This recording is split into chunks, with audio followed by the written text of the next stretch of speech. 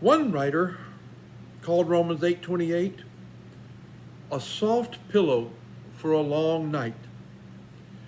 Later verses in Paul's great treatise on Christianity will declare that if God is for us, no one can successfully be against us. That Christ's love makes us conquerors in the worst of life's disasters, and that there will never be a life quake so severe that it will be able to take us out of Jesus' love. But before all that, this promise of how everything in a believer's life will end up. And we know that in all things God works for the good of those who love him, who have been called according to his purpose. In the King James it says, God works all things together for good. Before we get too far afield here, however, we must realize that there are at least two requirements that God had Paul put into this verse. The first is that we must love God. You might say, well, that's a no-duh. But what does it mean to love God? Jesus says in Matthew chapter 7, verse 21, not everyone who says to me, Lord, Lord, will enter the kingdom of heaven, but only the one who does the will of my Father who is in heaven. You see, if we love God, we will want to do as Jesus said, the will of my Father who is in heaven. The second requirement Paul put in this verse was, who have been called according to his purpose. Have you been called? Have you responded to that call? Well, during this game we were talking about earlier, just as in life, it can get really frantic. In fact, sometimes it can hurt a lot. The King James Version says, and we know that all things work together for good to them that love God, to them who are the called according to his purpose. One thing that many people mistakenly believe this verse says is that everything is good. Well, we know that everything is not good. We know that some things are bad. You see, the Bible does not say that all is good. What it does say is that God, yes, God himself is working everything, and we've talked about what everything is, and what does everything leave out? Absolutely nothing. God is working all things together for our good and his glory.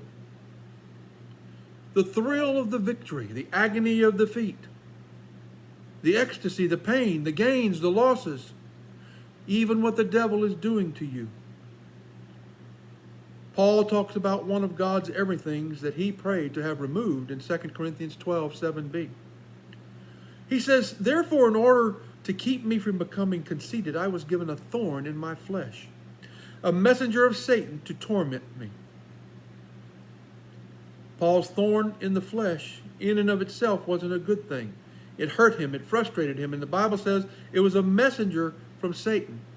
Paul himself said he prayed to God 3 times and asked him, Lord, take this away.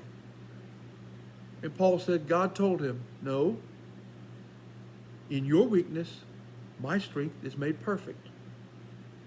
You see, Paul saw the good that came later in the game. The pain had brought him to the end of himself and into an experience of God's power that only the powerless can experience. The gain was far greater than the pain. You see, that's the implied guarantee of Romans 8. That God will not allow it in your life unless it can be used for a greater good. I've heard preachers say that everything that comes into a believer's life is Father filtered. Either he caused it or he allowed it. And it was all for our eventual and eternal good.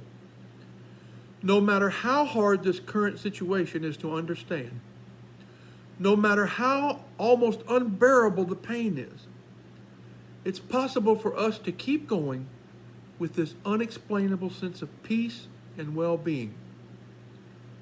Because God never guarantees that all the chapters will be happy. He does, however, guarantee a happy ending. The outcome may be a better family, or a better ministry, or a better business, or maybe just a better you. If you'll stay on the Jesus path, if you'll let the struggle turn you to your Lord and not away from Him, He will do what will bring you the greatest good and Him the greatest glory. Relax in that guarantee, no matter how it looks right now.